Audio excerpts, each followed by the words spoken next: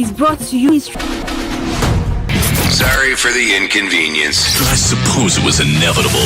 Eagles 102.3. Competitions? They don't exist. With Eagles, you soar. I deflect, I devote, the best.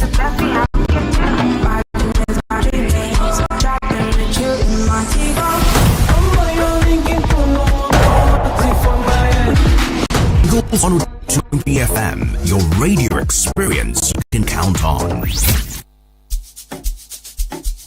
Composite RPM, composite RPM, beautiful. This is the Sunday live on Eagles FM 102.3, live on Eagles FM 102.3, of national core values. I am more of a piece of Samara, I guess.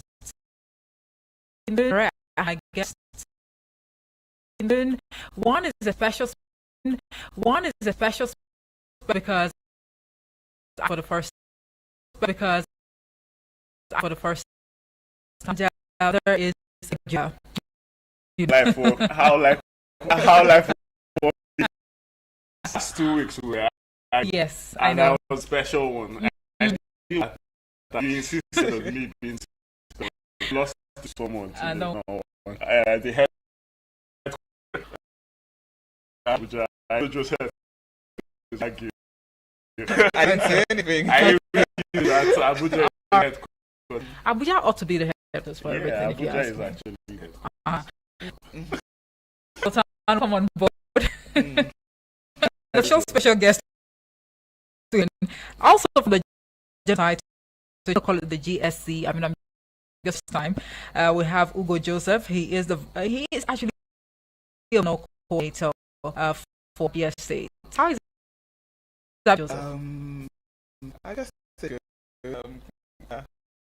and the world, Nigeria, it's within that country is in a very good place. What do you mean now? I know this is the second time, but this I'm meeting you. Oh, I see. Yeah. On board. All right. So, today we're looking at parents' role in nation building, importance of national ethics and values. Children. And that's mentioned because nobody thought it was to reach. Not even so. It's not late. Are the leaders of today, no longer tomorrow, and progress and development do not depend on social resources. It is ultimately these children are most vulnerable to determine the quality of future leadership and national ethics and serve as moral society, justice, peace, and respect among citizens. In a time when the world is really changing, values is essential to maintaining national cohesion and purpose. Further, to the national capacity of mass shaped within strong ethics and values. This policy from families, governments, and others will encourage you, dear listeners, as we go on a very topical issue on national core values. To be aligned, so you can send messages. I start the conversation in earnest. 09086. Yesterday was Children's Day. Yeah. I want to ask you how you celebrate. You obviously not, made April 27th of every year. It's more the kids out, giving them a treat. Right. And, back then, you could actually go to school, right? Mm-hmm. But I think one thing we that's very that to national values, and it's more and that's just about it.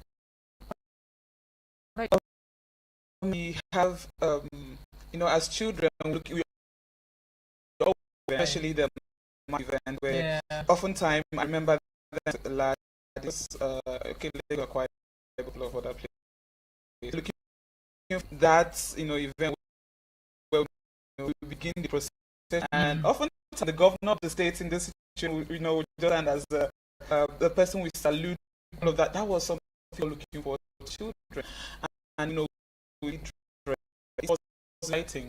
At that point in time, there was never a time where what the child or the role the child would have to play in nation building few years to come. So what we were all about in those times, getting the steps right and salute and that. Right. So beyond that, the world is rapidly changing so much that we now have to make sense of what each child's role will do. So what each child's role will do in the country 2030. Yes. Okay. The earlier the better. The earlier the better. Kamal, I'm just wondering. Yes. Okay. The earlier the better. The earlier the better. Kamal, I'm just wondering, how early should we start, having conversations like this with the kids? All right. Having conversations like this with the kids. All right. I like to basically compare not is clear up the weed. Yeah. It's easier to banish if it's dried. And if you banish if it's dried.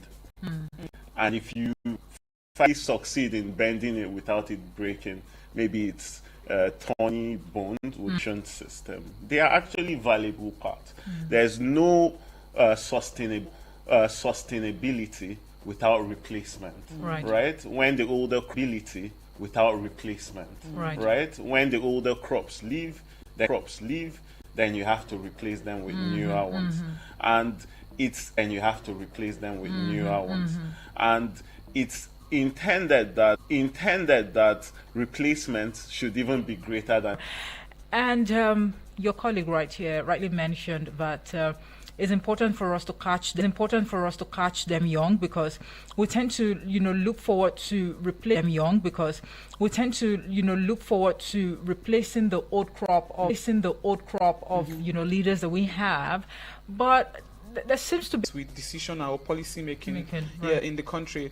I do not know about any political leader that has actively reached out, to institutions, universities or secondary schools, and had or set up a program that allows, even if it's for some kind of summer, break or thing, where they come to see, it could be a selected few, come to see what it means to lead, and knowing just when to leave office, values or the right things they need. I can send one as a representative to the other place if my presence is, you've not taught them well. Yeah. Yes, and so, right? But if you do not, I give you an opportunity. Leaders should be willing. A strategy to also welcome on board the younger generation? You often do you allow people. So the idea of godfatherism and all of that. So it hampers the involvement of many young people who want to be involved.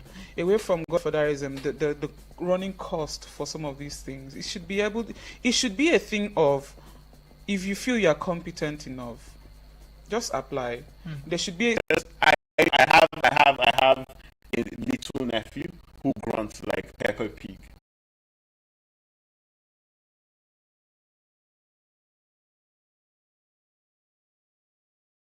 Important, prioritizing everything. So much as provision is important, is an imprint that will outlive my existence.